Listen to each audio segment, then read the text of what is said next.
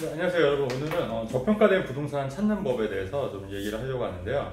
우리가 이제 성공하는 투자도 중요하지만 이제 실패하지 않는 투자도 굉장히 중요하지 않습니까? 왜냐하면 이제 무리하게 좀 투자를 했다가 굉장히 안 되는 경우도 많은데, 무리하지 않는 선에서 실패하지 않는 투자를 하면은 좀 시간 좀 걸리더라도 절대 이제 실패를 하지 않기 때문에 좀 안정적으로 자산을 좀 키울 수가 있습니다. 그래서 저평가된 부동산을 찾는 연습을 좀 하셔야 되는데요. 그 워렌 버핏 같은 경우에도 그 연간 주가 수익률이 굉장히 높은 편은 아니에요. 한 10에서 20% 사이라고 알고 있거든요. 하지만 워렌 버핏이 대단한 이유가 잃지 않는 투자를 꾸준히 오랫동안 수익은 조금 적지만 남들보다 좀 적지만 잃지 않는 투자를 오랫동안 했기 때문에 워렌 버핏의 투자의 대가라고 하는 거죠. 저는 부동산 투자도 마찬가지라고 생각해요. 시장이 상승과 하락이 있지만은 우리가 저평가된 부동산을 찾는 능력만 있으면은 이런 저평가된 부동산을 투자해서 장기적으로 보유하다 보면은 워렌 버핏처럼 실패하지 않는 투자를 할 수 있다고 생각합니다. 그런 의미에서 우리가 이제 저평가된 부동산을 찾는 방법 중에 그 팁을 좀 알려드리려고 하는데요.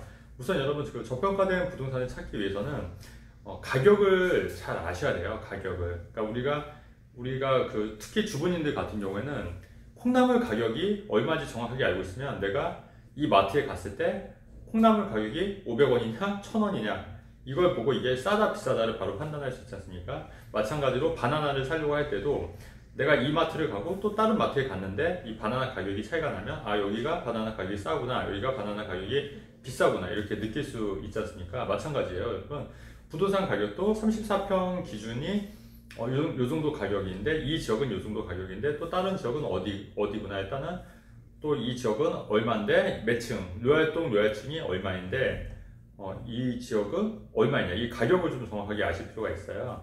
그래서 이 가격은 또 비교를 해야 되는데 이게 매매사례 비교법을 통해서 가격 비교를 할 수가 있는데 일반적으로 인근 지역과 유사 지역을 가지고 비교를 할 수가 있습니다. 예를 들면 인근 지역이라고 하면은 내가 예를 들어서 목동에 아파트가 있다. 그러면 인근 그 주변에 내가 12단지를 갖고 있으면 1단지랑 비교했을 때 만약 1단지 아파트가 만약에 예를 들어서 뭐 18억 20억이다. 근데 지금 내가 2단지지만 단지 바로 옆에 바로 옆 단지가 바로 18억 20억이 거래가 됐는데 지금 이 내가 살고 있는 동네 매물이 뭐 16억, 17억에 나왔다. 그럼 이거 당연히 싼 거잖아요. 그러니까 인근 지역을 통해서 매매 가격을 싸다 비싸다를 유추할 수가 있는 거고요. 그 다음에 두 번째는 유사 지역을 통해서 매매 가격을 유추할 수가 있습니다. 유사 지역이라고 하는 거는 지금 물리적으로 가까운 지역은 아니지만 우리 지역과 좀 유사한 지역이에요. 예를 들어서 뭐 굳이 예를 들자면은 판교와 마곡지구 같은 이제 산업단지가 이제 밀집해 있는 지역이긴 하지 않습니까? 그래서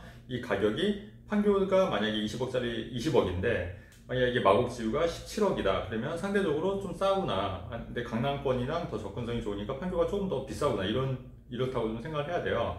마찬가지로 학군지를 좀 비교하면 뭐 목동과 중계동, 당연히 목동이 좀 더 비싼 면인데 그 이유는 아무래도 학군이 조금 더 나은 면도 있고 그 다음에 생활 편의시설이 그래도 중계동보다는 조금 더 있는 장점이 있기 때문에 목동이 조금 더 비싸지 않습니까? 그런 걸 감안했을 때도 예전에는 중계동이 목동에 예를 들어서 뭐 7, 80% 정도의 아파트 가격이 이뤘는데 지금은 오히려 90%, 100%까지 됐으니까 상대적으로 목동이 저평가되어 있구나.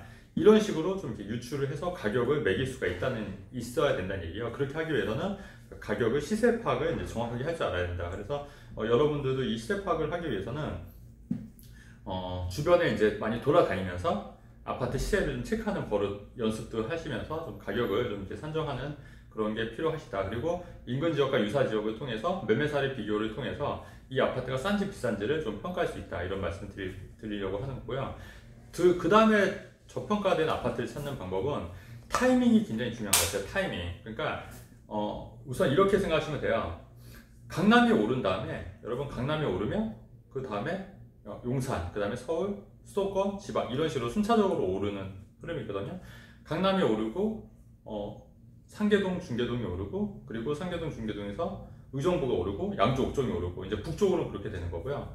밑으로는 강남이 오르고 분당이 오르고 용인이 오르고 동탄이 오르고 남쪽으로는 그렇게 오르는 거고 강남이 오르고 여의도가 오르고 목동이 오르고 강서구가 오르고 그리고 김포 한강신도시가 오르고 그리고 강남이 오르고 그 위쪽으로 그 그 은평 뉴타운이라든가 서울 수도권이 오르고 그 다음에 일산이 오르고 운정 신도시가 오르고 이런 식으로 순차적으로, 물론 이게 그 일산 운정 신도시가 먼저 일산보다 더 오를 수도 있어요. 왜냐면 그게 또 새 아파트냐 헌 아파트에 따라서. 그러니까 이런 식으로 강남이 대단지가 오르고 그 다음에 중소형 단지가 오르고 그 다음에 대형이 오르고 중형이 오르고 소형이 오르고, 사실 이런 타이밍이 다 존재한다는 거예요. 그래서 예를 들어서 기사에서 강남이 오른다 이런 얘기를 봤을 때 그 기사를 보고 들어가면은 내가 그 수익을 낼 수 있는 구간이 굉장히 좁아져요. 왜냐면 그때는 이미 좀 늦은 경향이 있거든요. 그렇다고 하면은 강남이 오른 다음에 어디가 오를지를 유추를 해서 들어가야 된다는 거죠. 우리가 그 2년 전에 제가 의정부 옥정 신도시를 굉장히 제가 주목하라고 말씀드렸던 이유가, 강남이 오르고 서울이 오르고 수도권이 올랐는데 양주 옥정지구랑 의정부는 거의 안 올랐었거든요. 그리고 오히려 물량이 많아서 굉장히 가격이 눌려 있었던 거죠. 그래서 제가 그 타이밍에 지금 들어가면 굉장히 저평가된 상태로 매입을 할 수 있다고 제가 말씀을 드렸습니다. 그래서 그 당시에 양주 옥정이나 의정부를 사신 분들은 굉장히 많은 시세 차익을 얻으셨고, 실제로 양주 옥정 같은 경우에는 2년 전에 비해서 한 4억 정도가 올랐어요, 여러분. 그리고 심지어 제가 그런 얘기를 계속 방송에서도 말씀드렸고 유튜브 상에서도 몇 번 말씀을 드렸을 거예요. 그러니까 이런 식으로 순차적으로 저평가된 부동산을 찾으면 돈을 벌 수가 있는데, 대부분의 사람들이 대부분 강남이 오른다고 하면은 그 다음 생각을 못하고 대부분 강남에만 집중을 하는 거예요. 강남에만. 그렇기 때문에 들어가도 이미 그때는 좀 꼭지에서 좀 떨어지는 경우가 있거나 아니면 상승폭이 좀 제한이 되는 거죠. 예를 들어서 2, 3년 전에 김포 한강 신도시도 제가 주목했던 이유가, 강남이 오르고 서울이 오르고 수도권이 다 올랐는데 상대적으로 김포는 많이 안 올랐던 거예요. 하지만 이게 그 김포 도시철도도 연결이 되고 GTX-D도 생긴다는 얘기 있고, 그런 교통 호재가 좋아지면 아무래도 마곡과 김포가, 또 마곡지구가 이만큼 올랐는데 김포가 하나도 안 올랐다는 건 그만큼 상대적으로 저평가되어 있기 때문에 오히려 마곡지구보다 김포 아파트를 여러 채 사는 게 더 유리하다고 제가 접근을 해서, 그런 식으로 접근해서 상담을 드렸고, 또 그런 식으로 이렇게 성공한 케이스가 굉장히 많지 않습니까? 이런 식으로 김포 당연히 다른 쪽이 많이 올랐으면 상대적으로 김포가 저평가되어 있는 시점이 있었던 거예요. 그 시점을 잘 찾아서 타이밍 있게 들어가는 거죠. 마찬가지로 운정신도시도 미분양이 많고 공급 물량이 많다 보니까 굉장히 저평가된 구간이 있었습니다. 하지만 GTX-A가 뚫리고, 그렇게 되면 삼성역과 그 교통으로 인해서 20분 만에 삼성역까지 오게 된다면 상당히 메리트가 있다고 생각하기 때문에 운정신도시도 반드시 오를 거라고 생각을 해서 오르기 전에 들어갔던 거예요.